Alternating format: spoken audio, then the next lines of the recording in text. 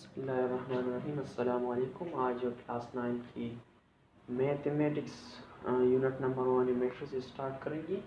First of all matrices है क्या, इसकी थोड़ी सी थ्योरी पढ़ते हैं। मैट्रिसेस प्लूरल वर्ड है मैट्रिक्स, जिसको सबसे पहले एक मैथमेटिशियन थे आर्थर कैली, जिसने इसको 1860 में इंट्रोड्यूस किया था। ये ज़्यादातर मैथ्स, इंजीनियरिंग,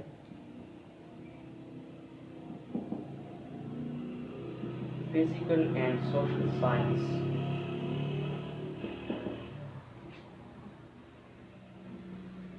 इस्तेमाल होता है। इसकी सबसे ज़्यादा uses maths, engineering, physical and social sciences में है।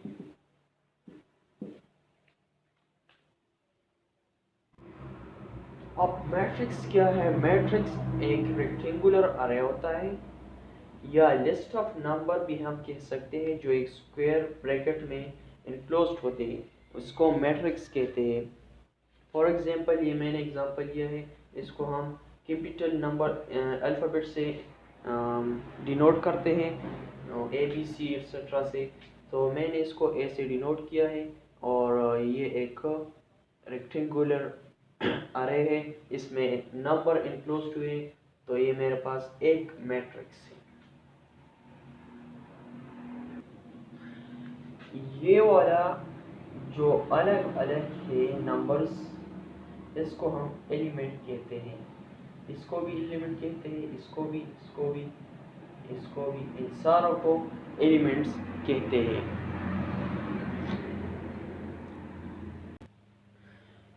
ये जो मैंने हॉरिजॉन्टल लाइन ड्रॉ की है, इसको हम रो कहते हैं। तो ये हमारे पास रो नंबर 1, ये रो नंबर 2 हो गई। हॉरिजॉन्टल लाइन मैंने ड्रॉ किया, ये रो नंबर 3। तो ये हमारे पास मैट्रिक्स के इस मैट्रिक्स में हमारे पास 3 रोज है। अब कॉलम्स कौन से होंगे? तो जो वर्टिकल लाइन में ड्रॉ करूंगा, इससे इस तरफ एक कॉलम हो गई, जिसको मैंने सी से डिनोट किया, C1। ये दूसरा मैंने एक और वर्टिकल लाइन ड्रॉ किया, और ये हमारे पास दूसरा कॉलम हो गया, और ये तीसरा। तो रोज भी मैंने बता दिए और कॉलम्स भी ये है। अब ऑर्डर ऑफ मैट्रिक्स क्या है? Order of matrix, the number of rose followed by number of columns, इसको हम ऑर्डर ऑफ मैट्रिक्स कहते हैं। फॉर एग्जाम्पल, इसका फार्मूला क्या है? Order of matrix equal to n multiply by n। n को हम डिनोट करते हैं रोज के लिए, और n को हम लेते हैं कॉलम्स के। सो हमारे पास फॉर एग्जाम्पल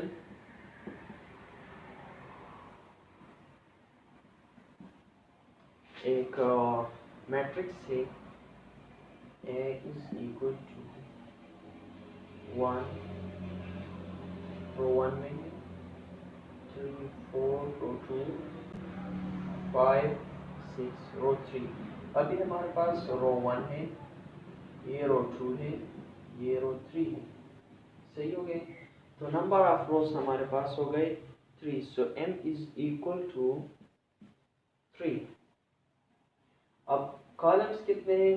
अब मैं एक वर्टिकल लाइन ड्रॉ करूंगा, तो इस साइड पर जो नंबर है वो एक कॉलम है, और ये दूसरा दूसरे कॉलम में है।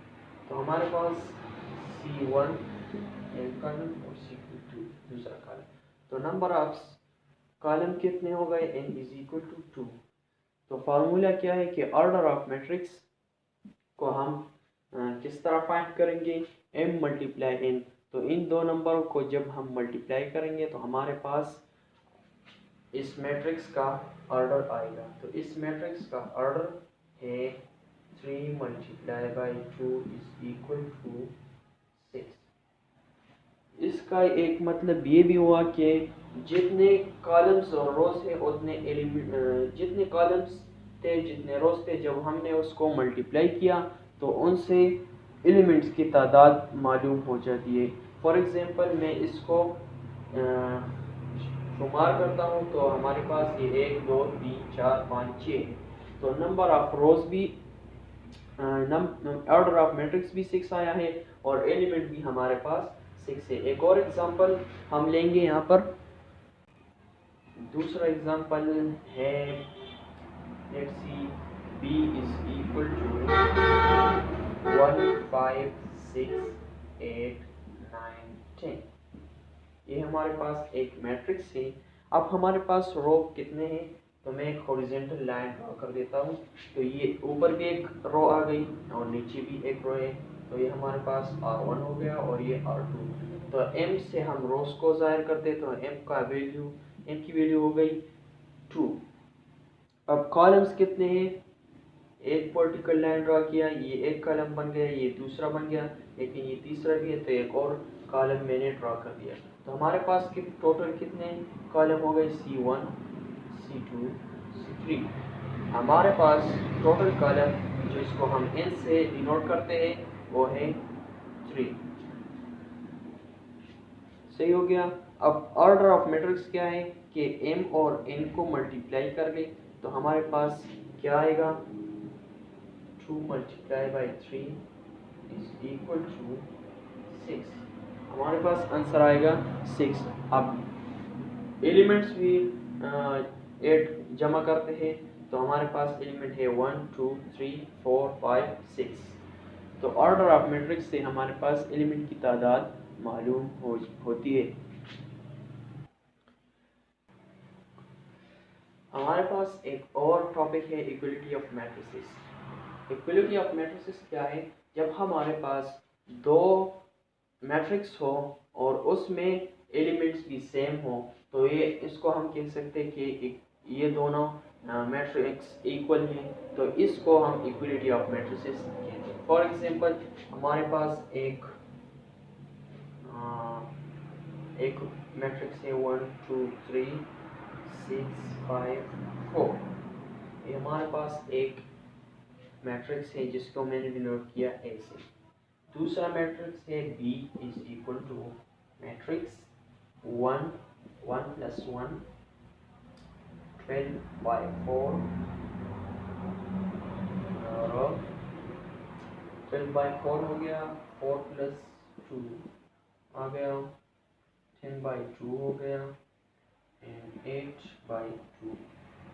तो ये मेरे पास दो मैट्रिक्स है। अब इसको इस मैट्रिक्स में जो एलिमेंट्स है वो इसके बराबर है। कैसे, मैं अभी इसकी सॉल्यूशन देकर आपको बता देता हूँ। 1 तो अपनी जगह पर आएगा, यहाँ पर 1 प्लस 1 है तो ये क्या बनेगा, 2 बनेगा, तो ये यहाँ पर बराबर हो गए, 2 आएगा। 12 by 4 से क्या आता है, जब हम इसको डिवाइड करें तो यहाँ पर हमारे पास 3 आएगा। और 4 प्लस 6 से हमारे पास रो नंबर 2 में एलिमेंट नंबर 1 आएगा हमारे पास 6। 10 डिवाइड बाई 2 तो इससे हमारे पास 5 आता है, और 8 डिवाइड बाई 2 से हमारे पास 4 आता है। तो ये दोनों इक्वल है, A is equal to B, it means equality of matrices.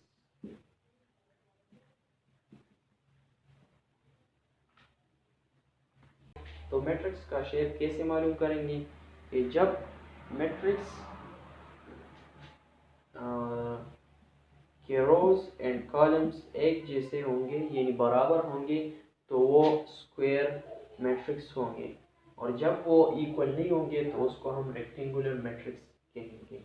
For example ये क्वेश्चन नंबर 1 है, A इज इक्वल टू 2 3 0 5। तो यहाँ पर ये एक रो हो गई, ये दूसरा रो हो गया, और दो कॉलम्स भी है। सही हो गया, कॉलम 1 एंड कॉलम 2।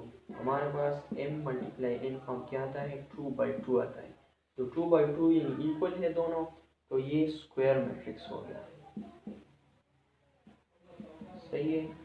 अब दूसरा क्वेश्चन क्या है, b is equal to 0 3 minus 1 1 5 2।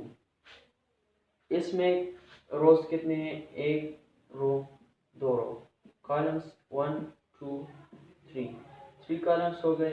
तो हमारे पास ऑर्डर ऑफ मैट्रिक्स देख लेते हैं। ऑर्डर ऑफ मैट्रिक्स में रोज हमारे पास 2 है एंड कॉलम्स हमारे पास 3 है, जो इक्वल नहीं है, तो इसको हम रेक्टेंगुलर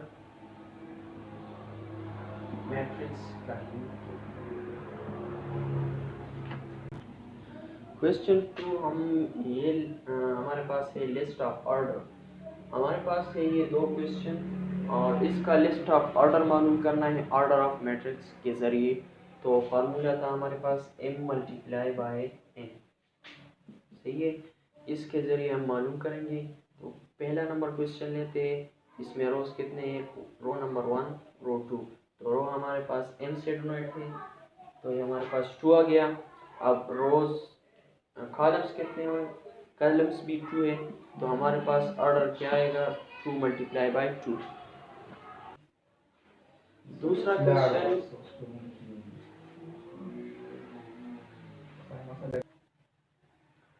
दूसरा क्वेश्चन है 949356 इसका लिस्ट ऑफ ऑर्डर मालूम करते हैं। तो पहले रो हमारे पास कितने हैं? रो 1 2 3 रोज है एंड कॉलम्स 1 कॉलम 2 कॉलम 3। हमारे पास ऑर्डर ऑफ मैट्रिक्स फार्मूला है n मल्टीप्लाई बाय n। तो n हम रोज के लिए इस्तेमाल करते हैं, n को कॉलम्स के लिए। तो ये भी 3 है और ये भी 3, हमारे पास आंसर आएगा 3 मल्टीप्लाई बाय 3। इसको मल्टीप्लाई नहीं करना है, इसको सिर्फ इस फॉर्म में लिखना है कि हमें पता चले कि इसमें कितने रोस है और कितने कॉलम्स है। इसको मल्टीप्लाई नहीं करना, लेकिन अगर इसको मल्टीप्लाई भी करें तो इससे हमारे पास ये पता चलता है कि हमारे पास मैट्रिक्स में कितने एलिमेंट्स मौजूद है।